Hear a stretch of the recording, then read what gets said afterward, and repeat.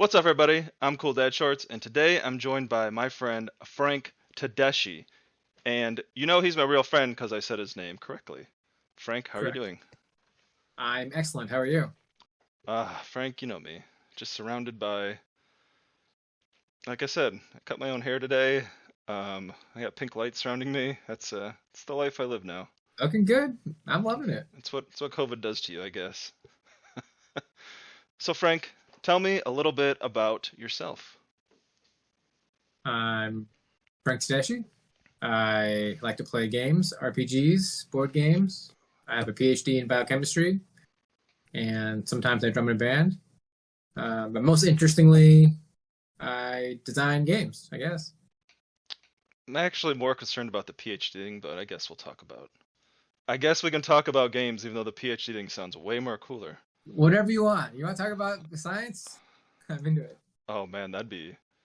I did just get a book on Richard Feynman, so I'm Oh, reading very Richard good. Feynman's biography, so maybe I will learn a little bit about science. But yeah, All right, that's. well, we'll set that up for next week. I know about the book. That's as far as I've got. I know about the book more than science. So Everyone starts Frank, somewhere. you like RPGs, Yeah. and I know you've done a few in the past. hmm What RPGs in the past have you done?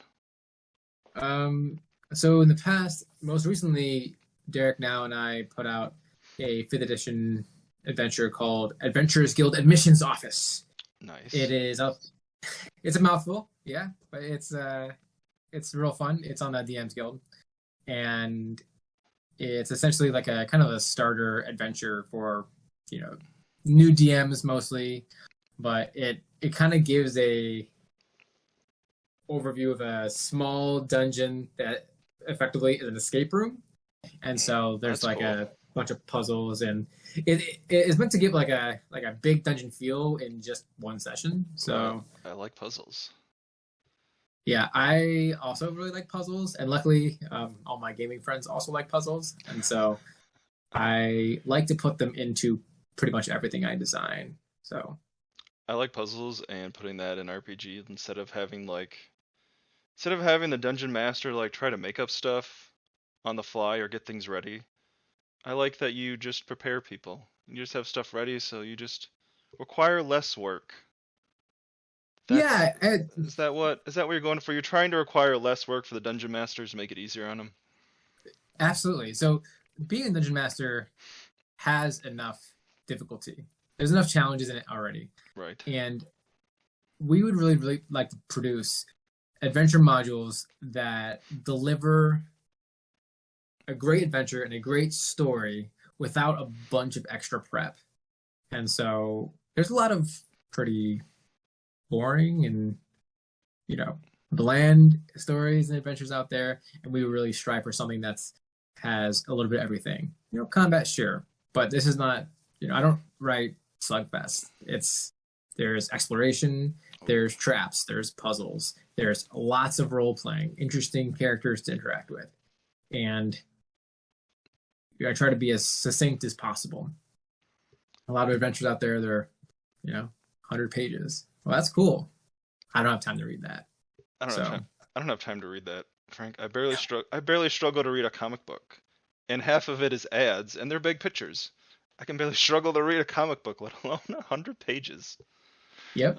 Uh, so today we're talking So, about Bleaksprout, which is your next game. And by the looks of Bleaksprout here, I'm gonna guess that it does not go inside with your other one. I'm guessing this is a whole new story, right? this is a whole new story, whole new thing. It's an adventure set for low level characters, so like 3 to 5, and it's really it's meant to be dropped into almost any setting. Essentially, if there's a forest nearby, you can play Bleak Sprout there. Oh, cool. So it's it's a weird mashup. We like to say it's cosmic horror meets Honey I Shrunk the Kids with a unexpected fungal finish. I like Honey, I Shrunk the Kids. That's a great movie. Yeah, You yeah. sold me So there. That should be the tagline. That should be the it, tagline. If you really it is the enjoy, tagline. is it? Well, yeah, If it's not, it's one of the main ones. if it's not, it should be. That's like the best. Like if you told me that, I'd be like, I'm buying this instantly. Like I'm buying this instantly now. Yeah, so literally what happens in the first, part of the adventure is you contract this necrotic fungal infection called Bleaksprout, and you get these, sprouting mushrooms all over your body. And So that's what this guy here is. yes, he is riddled with Bleaksprout. Is So Bleak Sprout a real thing, or did you make the word up? no, I made that up. Okay. I was like, you're getting really scientific here, and with your science background, this may be a real fungal thing. So I was not entirely sure because Yeah, I had a little bit of an idea, but I'm like, Frank's way smarter than me, so this may be a real mushroom that's growing on this guy. So it's so fake. It's fake. It's not it's real. it's fake. So Okay. the mushroom Okay. itself is fake. However, I like to root all the adventure design I do in reality, and so I try to make them, you know, as believably real as possible.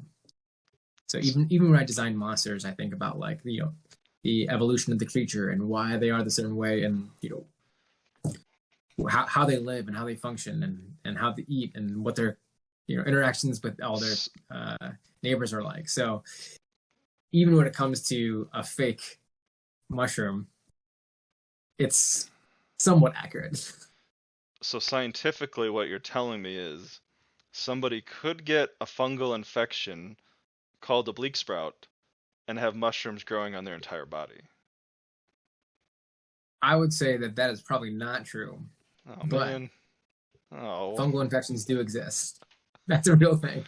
But they don't grow mushrooms on them, I guess. Uh, you know, that's a good question. I'm gonna look that up when we're done. So I what bet I was bet there is. so what was your so was Honey I Shrunk the Kids your inspiration for the story? Yeah, partially. So yeah. So what I was to say is that essentially you end up shrinking down to the size of a spore, like a fungus spore, and the entire adventure takes place at this like 1 millimeter scale, Okay. which is probably even 10 times smaller than what Honey I Shrunk the Kids is, that whole order of magnitude. And so you're interacting with like flea folk and sporelings, which are like sentient spore creatures, and Oh, so real a lot of small. other things that are exceptionally small. So if it rains, it's not good. That isn't exactly right. Rain would be pretty bad. Would you have to like dig yourself into the ground to protect yourself? Are you like, okay, is that like too much in the story? Like that you can dive yourself into the dirt and the rain So just like goes around you, or does it just like, so some of the story, I'd say about 75% of it takes place inside of a hollowed out log and underground. So you are somewhat protected by the elements, as you know. but it can rain. In D&D, anything is possible. This is true. It could rain, thunderstorm, that poor log could break. Absolutely. The poor Actually, one of my players, when we play tested, asked me about, how do we, how does swimming and surface tension work? I was like, it's effectively like moving through a gelatinous cube. So let's just try to avoid that if you can. just don't do it. Just don't, or you're going to, it's going to be bad. It's going to be Mm-hmm. a very quick campaign, huh? Yeah, It it would would last, end quicker. it would last like a whole minute. So, so part of the design philosophy behind Bleaksprout is that, like I was mentioning before, a lot of adventures spanned months, and they're multiple levels, a whole campaign essentially. Where Bleaksprout is supposed to deliver a like succinct adventure in just 3 sessions. Four if you guys are slow, but a nice story arc of setup, climax, resolution, all in 3 sessions. So you feel like you can really accomplish something every single session instead of just plodding on and on and on. Like, okay, well, it's been 6 sessions and we finally made it to the city. Right. So, So yeah, that was my next question that you just I, answered for me. I was gonna ask, is it a one shot? Is it like a full like big campaign? So it is a Yeah, so So basically, it's like a a 3-4 hour campaign, so 12 hours, give or take. yeah, exactly. Yeah, 9 to 12 hours, depending on how much you like to mess around. So not a big commitment, but just enough story to get your friends to actually come back. So not Well, like where they just ditch you after like 6 months, like yeah, I can't do this. 3 weeks is doable for most people, but like 6 months or a year, they're just like, I don't know, man. you are exactly right. It's like it's hard to get people to commit for a campaign where they're going to spend anywhere from 6 months to 2 years. But if you say, "Hey, 3 sessions, can you guys do this?" and most people are able to make that work, and that was part of the idea behind the adventure. That's what I would hope so. Now is now just from me knowing you, I know you absolutely love story focused everything like Hmm. themes, backgrounds, Hmm. story. Like I just know that from knowing you. But how is how should I say this? What is the core mechanic per se? Is it more combat driven? Is it more story driven? Like what would you Yeah, say Bleaksprout is? Bleaksprout is essentially almost entirely narrative driven, and it's a really solid mix between role playing, exploration, and puzzle solving. There's some combat in there too, but it's definitely not the focus.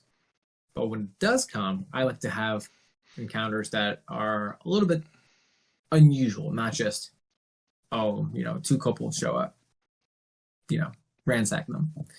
So the the adventure really gets into the premise of it is essentially you're trying to cure yourself and the region of this fungal infection. And so it's a little bit of a mystery of where to come from, what's the source, how do we find it, and so it's a little bit of a investigation process where you have to talk to people to figure out what's going on. So So it's more real story some more driven. some more story driven. Absolutely But if you need to beat some little spore up, you can. But it's not the focus. correct. Can I combat? What if I just wanted to keep hitting the log? If you want to keep hitting the log, Has anybody ever done that before? Like if when I play RPGs, I do the weirdest things and I just dungeon masters just stare at me. They're just like, "What is wrong with you?" Like, what? You should have prepared there, for this. You should have there's prepared for always the one, weirdest. Brian. I'd be the Every one. group. I'd be like, "Can I climb on this log and just try to escape or just keep hitting the log? What happens if I hit the log? Does it make sound effects? Does like sound just keep going everywhere? Is somebody gonna hear me? Is somebody gonna come step on me?" See, that's still story driven, but that's just So it depends. If you're full size and you hit the log, it's different than what if you're tiny. If you're tiny, it's like hitting a brick wall. So it's I, not going to have any effect. But the so the idea is in Bleaksprout, there's this place called the Truffle Tower, and in the Truffle Tower there are these colony of sporelings that live there, and they're on the Truffle Tower. It grows out of this hollow dead log. The thing is, they protect the tower by having this magical grove of like miniature mushrooms that surround it, where touching them causes you to be teleported to another uh, copse of mushrooms growing somewhere else in the forest. So it has this kind of like built-in ooh. mechanism for defense. So if you were trying to go up there and hit it, you'd probably just be blipped Well, into a different place. I'm glad you had an actual answer. I thought I'd ask you some weird question. You'd just be like, I don't know, man. I don't know what you're talking about. But you got an actual answer, Frank. You really have thought of everything. That comes from a decade of work playing with a bunch of jerks in my campaign. That's exactly how I play. I don't like anything that's co-op, to be fair. Like whenever I Mm. play at co-op board games, I literally don't pay attention to anybody. I do my own thing, and if it helps us, I'm sorry. That's how I play RPGs too. Like I'm just gonna do what I want. If something bad happens, my bad. That's just you just gotta prepare for people like that. They just love the chaos. Some people do, and it's very clear. And I'm As long glad as the group has fun, then that's what and I'm matters. glad that you have something in the story to help chaotic people like myself, because So that'll bring on to my next question. Is this more geared towards like your starter DM or somebody with a lot of experience?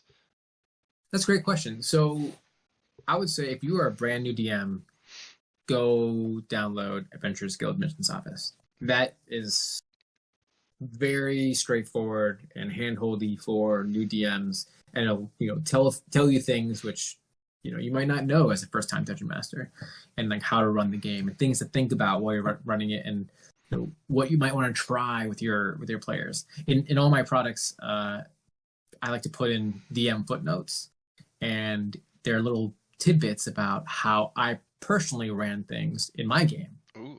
And so, it's like, oh, I like to describe it like this. You don't have to do it like that. You can do it however you want, but for a greater effect, you can do this. So, kind of like a personal advice for DMing. For Bleaksprout, I'd say you should have a couple of games under your belt. As long as you're familiar with DMing, is you're not your first session, I'd say it's good. I think experienced DMs will love it because it's got a really great framework and a lot of in-depth characters and puzzles and encounters all built into it. And an experienced DM will be able to pick it up and run it very, very easily. And that goes also onto our layout. So, Derek has spent a lot of time. Derek now is our artist extraordinaire and layout magician. He's spent a lot of time in laying it out so it makes sense, and so that everything you need when you're running an encounter is always on the same page. Oh, it's awesome. So you're not like flipping through. I don't have to bust out my printer to make a couple copies, so I have like this here because this is on another sheet. So everything's like right there. Precisely. And it's real annoying when you're trying to be like, oh, what's that monster's AC again? And you're like, is it on this page, or are the monsters all in the back? You flip it all the way to the back. Yeah, I don't like doing that on the fly. I like having everything all in front of you. Even so, Adventurers Guild Missions Office, we have like a quick guide map, like a reference map. I could probably run the whole adventure just from that one page because it's got like DCs and what monsters are there, and like a lot of the very, very basic information boiled down all on a single page. And that's what I like as a DM. See, that's what we try to give. And that goes back to like a lot of people like playing role playing games. Some people like long commitments, some people don't. Mm-hmm. But when I've played, I like playing it, and there's always that awkward downtime where the dungeon master has to figure out certain things. And when you have everything like prepared and ready, so there's less downtime, it makes it shorter, but more engaged and a lot sweeter. Because that's I think that's probably one of the most issues that most people have with playing any RPG is the downtime, this and that. The dungeon master cycling through. I wish I had something. Yeah. I'll just throw my coaster. Just cycling through your stuff, like, oh man, what page is this on? Like going through your pen, like, oh no, I can't find everything. And somebody like busts out their phone, they're just like, oh dude, can you hurry up? Like why is this taking so long? And I'm glad you eliminated that. Like that's the next level, Frank. Like it's something we thought you're experienced here. About. I've had a little bit of experience. So. You sound like it. So I'm glad that you put all of this in here. You're welcome. My pleasure. And before I talk about the actual campaign itself, I did want to ask you a question. Sure. What makes a great adventure for you? Like what truly captivates you when you're playing an RPG? Like what element or aspect truly like draws you in? I love it when you can personally connect characters to the story. So they should have a real investment in it, not just get some gold. There's room for that. But I feel like the really great adventures that I've been a part of and that I've run usually have some sort of direct connection to one or more of the players, such that it helps their character grow. they should not be the same people by the time they finish the adventure from when they started. Something significant should have happened. So you like And it's like the personal connection between characters. absolutely. And so that's one focus. My second focus is I love unlocking little worlds. And so you can see this in almost everything I design is that like Bleaksprout and the Sporelings themselves and the Flea Folk, the Aphanips, like I created those races and how they live and how they interact. The players go in there, they have absolutely no idea what they're about to walk into. And everything's totally new and everything's totally bizarre. And that is what I like. Yeah. You know, anytime you go in, you're like, oh, I mean, you meet some dwarves and they're miners. Like, oh, no kidding. Great. Like you like, oh, there's a barbarian. Oh, I bet this barbarian is really big. I bet Is he he's real. strong? I bet he's strong. I bet he's not very bright either. I bet he just likes to punch things. So like you Too. just know. So I like that you Yeah. just try to build I a really whole like new, to. just keep people on their edge and just like surprise them. So they just want more. Frank, why did you Yes. only do a 3 week campaign? Why couldn't you just make this like 600 pages, Frank? I feel like you I should think just Derek would have killed me. probably. He's like, short and sweet, Frank. Like, I'm also an overwriter. I I don't like to have things that are blatantly boring. To me, every room should have something interesting in it, Right. and sometimes that takes a lot of text. It So, does as me and you are working on a I wanted to keep it as a small RPG and then you're doing the writing for it and I think you gave me like 10 pages for like one little section and I'm like, "Oh man, Frank, this is going to be a huge this is going to be massive." That's why for that's one little not unusual section. for me. But Yeah, well, but it it just goes back to happens. helping out the DM like, you have everything planned. You don't need to think on your own. Hmm. Because a lot of times people are great DMs, but they just don't want to think of a story.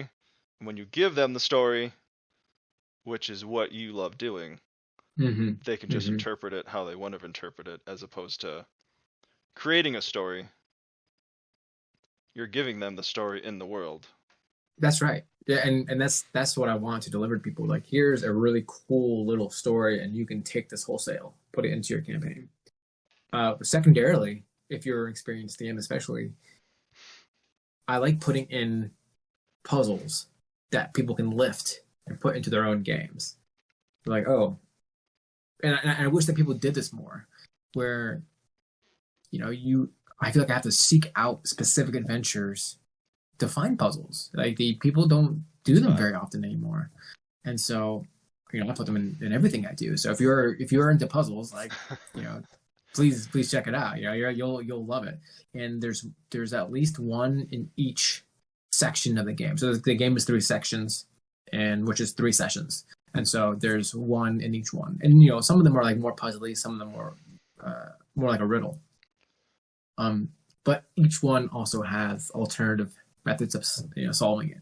So even if your players aren't savants at solving complex puzzles. like me who's been to like escape rooms and I'm just like, I found a flash drive, guys. I I just found one. I don't that's me. That's me when it comes to puzzle games.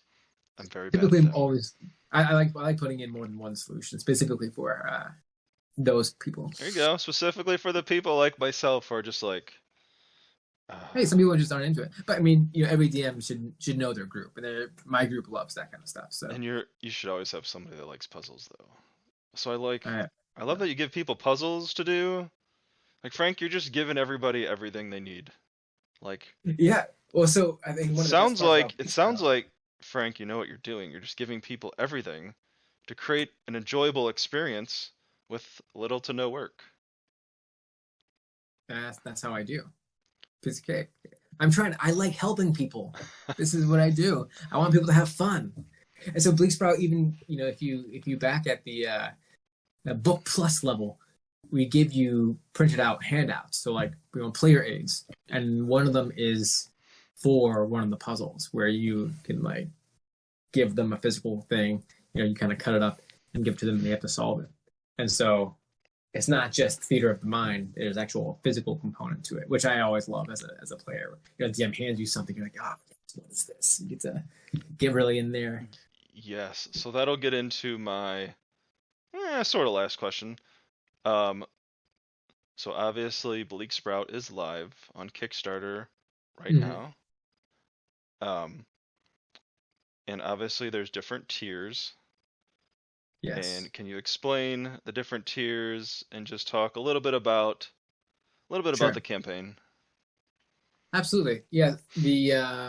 So if you want just the PDF of Bleaksprout, it's $5. It's yours. The $5 holler. It's pretty straightforward. If you want the book and none of the actual frills, you can get just the book and the PDF for $9. But the best tier is the book plus. You get the book, the PDF, the player aid handout, and every stretch goal we unlock. The other two tiers don't. So it's $14 for essentially everything. And so the first couple of stretch goals, there's additional player aids and art. There's, I really want Derek to do this big art piece for the like climax of the game. So it's like half art, half like map. And we had to make a stretch goal. He's like, Frank, I can't do it anymore. I was like, it's fine now. I'm sorry, Derek. It's got to be a stretch goal now. Sorry. He's like, okay. Yeah. So that's the first thing we hit, and that's gonna be printed and given to backers at the book plus level and higher. And then there's mini games. I'm gonna make 2 or 3 different mini games if we hit those stretch goals. So there's like a gambling mini game that the people who are in the tavern are playing. There's a mushroom hunting mini game where you like stumble into this mushroom grove and have to pick these different mushrooms and stuff, and some other fun, kind of normal. There's no goblin mini games, is there in this? There's no goblins in Bleaksprout, Frank? I don't. You know what's funny? I thought about that. There are no goblins in Bleaksprout right now. Oh my goodness! I know. I'm a little surprised at myself. If Frank, Frank loves goblins and will put goblins in everything. I'm surprised there's not. I'm surprised he doesn't have goblins behind him. Like I'm surprised there's no goblin painting. There's something. He probably has some goblins by him. I mean, he made a game called Goblin Teeth, but I'm surprised there's no goblins in this. No, I don't have any goblins down here. Well, actually, I have a bunch of goblin minis. I'm sure all those minis are goblins. It's like 90% goblins.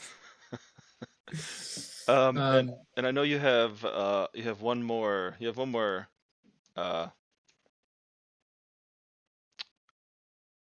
is the word I'm trying to think of, Frank? I'm drawing a blank. I've been too busy thinking about goblins. The last pledge. I know you have one big pledge. Yeah, one big pledge. There we go. So there's the book plus, and there's one step above that, which is art collector.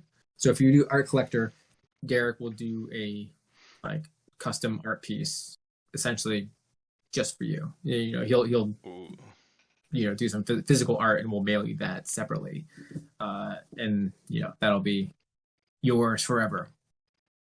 So that's the second to last, and the last one, the big prize money tier is big one. The big one is live on Roll20.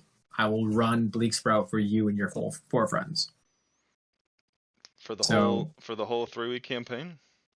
Yeah. Yeah, so 3 sessions, 3 weeks. We'll find a time wherever works for everyone. If I have to run it at 1 a.m., I'll do it. Who cares about your science job? Nobody cares about science anyway. Overrated. Apparently no one cares. Clearly nobody cares about science anymore. Yeah. But yeah, so with that one, I mean, you get everything. You get 5 copies of Bleaksprout. You get all the stretch goals, art, and I get to run your campaign for you as it was intended to be run. And I even do silly voices along with it. I have some really great role playing as Sporlings. And I'll spare you now, But I've I've heard some of your, like I said, I know Frank personally, and we've hung out before, and he just does his voices just whenever. So I can only oh yeah, imagine what kind of voices you have in Bleaksprout. Like just I don't even know yeah. mushroom Bleaksprout voice man. Well, you know I do mean goblin voice. Yes. The Sporlings are fun, but also the Fleefolk cultists are something else. I mean, they're a little insane, and so that they're really fun to play. I would I would only imagine. Yeah, Frank, don't you have a risograph yeah. pledge also? So all the print books of Bleaksprout will be done in they're risograph prints, and so I mean, risograph Oh, is a little bit of a all the books are. yeah. See, I have no idea what that is. I just had it in my little notes, and I'm just like, I thought Yes, I thought it yes. was an entire like new system or process. I didn't know it was on the actual books. So now, since It's I yes. literally have no idea, you're now going to have to explain it to me I'm gonna tell you. I'm gonna what tell you it a little is. about it. Yeah, so it's actually an old process. So it's very similar to screen printing, where you do one color at a time. It's kind of a Okay. niche like replication type deal, and a lot of old school RPG zines do this style. It feels great. It looks cool and like really old school. Um, but similar to screen printing, you do one color at a time. You use like this semi-translucent ink, and so you can layer them, and you get these really cool effects when you layer the Oh different ink colors yeah. on top of each other. So it's a lot of the indie press people like doing it. It's really great quality and it feels nice in your hands. It's kind of thick paper and it's nice ink. It reminds So me. Is it basically, because I like to restore old comics, is it basically like that process? Because a lot of like old comics have like different layers and they kind of look 3D-ish. Is that kind of the same thing? I'm gonna say yes, even though I have no idea. I think that is, because like I said, I'm in deep in these comics, like I'm staring at them like Yeah, super hard, and like a lot of it is like l- printed like layered wise, and if some of them get mixed up, it looks like they're 3D because the yeah. layers are. I would venture to say it's probably a similar process because they are layered. Yes, so maybe I do kind of know what it is. Well, you'll see it firsthand because I know you're gonna be backer number one. So Unless you launch at like 1 a.m., when you're playing Roll20 with a bunch of people, then I might not be. I have a bedtime. oh, 10 a.m. Well, we're live right now, so Yes, that's true. I forgot about yeah. that. Why am I confused with times? I don't know what times are, Frank. It's too early. It's too early for me. Hey, time is a flat circle. We It's know too that. early for me, Frank. So, Frank, I have two more questions for you. Okay, let's do it. What do you have planned after this? Because clearly you are knee Mm, deep. You are in the mud of RPGs, of designing them, yeah. creating them. So, Frank, you are not going anywhere. So I know something is inside that magnificent head of yours. You know this. And so I'm happy to report that I've already done all the principal design for Adventurers Guild 2, Nice. Library of Past Lives. And so I've already written it. It's all designed out, but now I have to write the prose to actually do it. So that is deep in the design process. We'd really like to get it out this year. Okay. Probably won't, but we'd like to. So it'll be digital. So we'll probably go to DM's Guild, same as Adventurers Guild 1.